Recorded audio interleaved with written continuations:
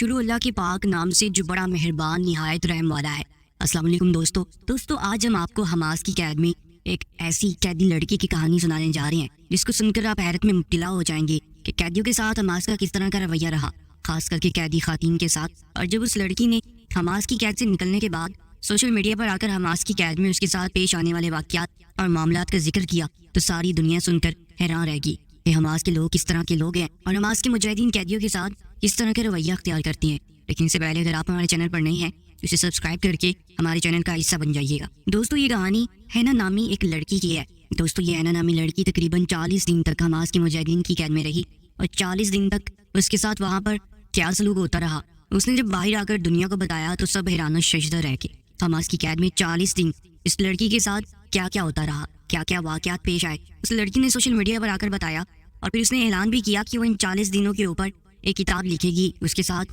قید میں کیا کیا ہوا، اور اس کتاب کا نام اس نے کہا کہ 40 days in Muslim prison، یعنی مسلمانوں کی قید میں 40 دن۔ اس عنوان سے اس لڑکی نے کتاب لکھنے کے بارے میں اعلان بھی کیا ہے۔ تو آئیے ناظرین ہم آپ کو بتاتے ہیں شروع سے لے کر کہ اس لڑکی کے ساتھ کیا ہوا۔ ہینا کا کہنا ہے کہ وہ سکون کی نیند اپنے گھر میں سو رہی تھی کہ اچانک صبح سویرے اسے عجیب و غریب قسم کی آوازیں سنائی تھی۔ جب اس نے غور کیا تو یہ آوازیں بہت ساری گاڑیوں کی تھیں اور لوگوں کے چلنے کی آواز تھی، دوڑنے کی آوازیں تھی۔ ایسا محسوس ہو رہا تھا کہ بہت سارے لوگ اس کے گھر کی طرف بڑھتے آ رہے ہیں، ان کے قدموں کی چاپ اسے سنائی دے رہی تھی اور کافی شور فضا میں پیدا ہو چکا تھا۔ ہینا کا کہنا ہے کہ اس کی آنکھ اس شور سے کھلی تھی اور وہ گہری نیند سے بیدار ہو کر اٹھ بیٹھی اور بہت زیادہ خوفزدہ تھی۔ اب صبح کا سورج ٹھیک سے نکلا بھی نہیں تھا، روشنی پھیلی بھی نہیں تھی اور شدید سردی کے باعث ہر طرف دھند کا عالم تھا۔ ہینا نے کہا کہ پہلے تو کافی دیر تک وہ اپنے بستر سے اٹھ نہیں پائی، خوف سے اس کا دل لرز رہا تھا۔ اس کے والدین رات ہی کسی شادی میں دوسرے شہر گئے تھے اور وہ اپنے گھر میں بالکل تنہا تھی۔ اس نے بڑی ہمت کر کے اٹھ کر کھڑکی کے باہر کا منظر دیکھنا چاہا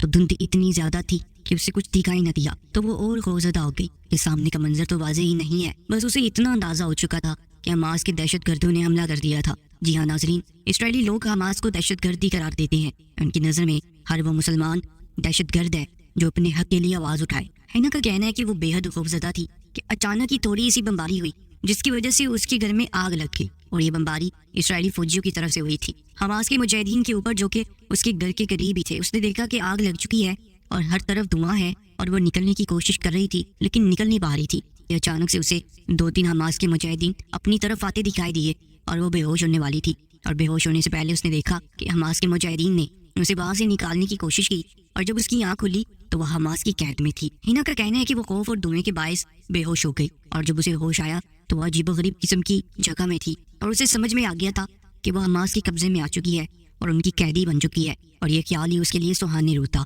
ہینا نے بتایا کہ جب اسے ہوش آیا تو وہ سمجھ گئی تھی کہ اب اس کی جان اور اس کی عزت خطرے میں ہے، اور اس نے سوچا کہ حماس کے دہشت گرد تو بہت ہی خوفناک ہوں گے، وہ اس کی جان لے لیں گے اور جان لینے سے پہلے اس کی عزت کو داغدار کریں گے کہ اچانک سے دروازہ کھلا اور ایک حماس کا مجاہد اندر آیا۔ حماس کے مجاہد کو دیکھ کر ہی اس نے زور زور سے چیخنا چلانا شروع کر دیا، رونے لگی۔ اس نے کہا کہ خبردار، جو تم نے مجھے ہاتھ لگایا یا میری عزت پر ہاتھ ڈالنے کی کوشش کی تو میں اپنی جان دے دوں گی۔ ہینا نے کہا کہ مجھے پتا تھا کہ اب یہ لوگ مجھے نہیں چھوڑیں گے، میرے ساتھ کچھ غلط کریں گے، لیکن اس کے باوجود میں روتی جا رہی تھی کہ کاش ان کو مجھ پر رحم آ جائے، کاش یہ میرے ساتھ کچھ برا نہ کریں، لیکن میرا دماغ بس یہی سوچ رہا تھا کہ اب یہ لوگ میرے ساتھ وہی سلوک کریں گے جو سلوک عافیہ صدیقی کے ساتھ ہو رہا ہے۔ جس طرح سے وہ ہڈیوں کا ڈھانچہ بن گئی ہے، اسی طرح سے یہ لوگ مجھے اپنے ساتھ رکھیں گے، مجھ پر ظلم کریں گے، مجھے بے لباس کر دیں گے اور عافیہ صدیقی کے بدلے مجھ سے لیں گے۔ ہینا نے کہا کہ وہ شخص پہلے تو رک گیا، اس کے ہاتھ میں کھانا اور دوائی تھی، اس نے کھانا اور دوائی ایک سائڈ پر رکھی اور میرے قریب آیا تو میں خوف زدہ ہوگی۔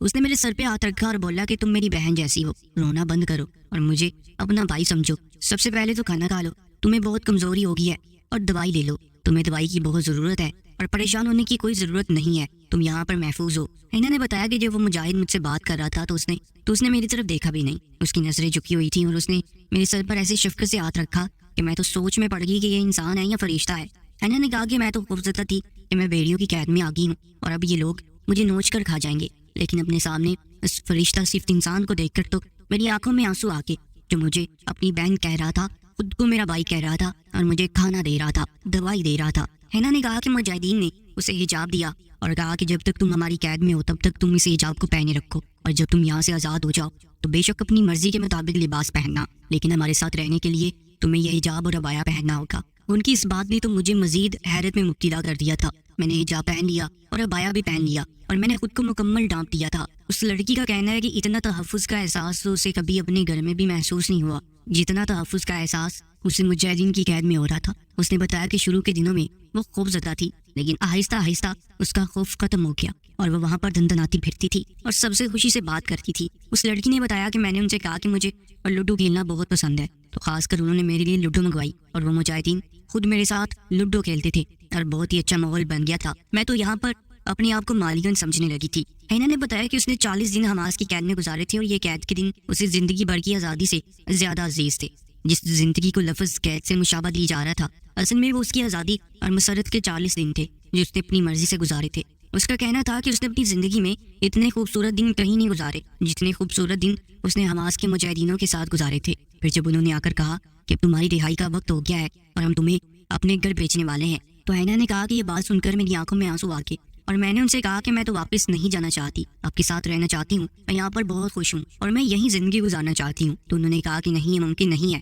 ہمیں ہر وقت خطرہ ہے، یہاں پر کسی بھی وقت اسرائیلی بمباری ہو سکتی ہے اور تمہاری جان کو خطرہ ہے، اس لیے بہتر ہے کہ تم اپنے وطن واپس چلی جاؤ، تم ساری زندگی یہاں نہیں رہ سکتی، تمہارے گھر میں آگ لگ گئی تھی اور وہاں پر بمباری ہو رہی تھی، اس لیے ہم تمہیں یہاں پر لے کر آئے تھے تمہاری حفاظت کے لیے، اور اب تمہارے واپس جانے کا وقت ہو گیا ہے۔ ہینا نے کہا کہ میں نے اپنا سامان باندھا، ان سے کہا کہ میں یہ عبایا اور یہ حجاب اپنے ساتھ لے کر جاؤں گی، یہ چیزیں مجھے ان کی یاد دلائیں گی۔ اس نے بتایا کہ جب وہ مجاہدین اسے چھوڑ کر جا رہے تھے تو دونوں کی آنکھوں میں آنسو تھے، اس لڑکی کی آنکھوں میں بھی آنسو تھے اور مجاہدین کی آنکھوں میں بھی آنسو تھے، اور اس کے سر پر ہاتھ رکھ کر کہا کہ ہمیں 40 دن کے لیے اپنی بہن مل گئی تھی اور اب ہماری بہن ہم سے دور جا رہی ہے۔ وہاں سے واپس آ کر جب ہینا نے اپنے سوشل میڈیا اکاؤنٹ پہ یہ ساری باتیں شیئر کی تو اسرائیلیوں کو تو آگ ہی لگ گئی سچائی سن کر۔ اس نے بتایا کہ اسے یہودیوں کی طرف سے دھمکیاں مل رہی تھی کہ اس طرح کی باتیں نہ کرو، حماس کے مجاہدین کی تعریف نہ کرو، لیکن اس لڑکی نے کہا کہ میں کیوں نہ ان کی تعریف کروں، میں نے تو 40 دن جیسے جنت میں گزارے ہیں اور میں جنت سے ہو کر آئی ہوں اور اس جنت کا ذکر کیوں نہ کروں۔ اس لڑکی نے کہا کہ ابھی تو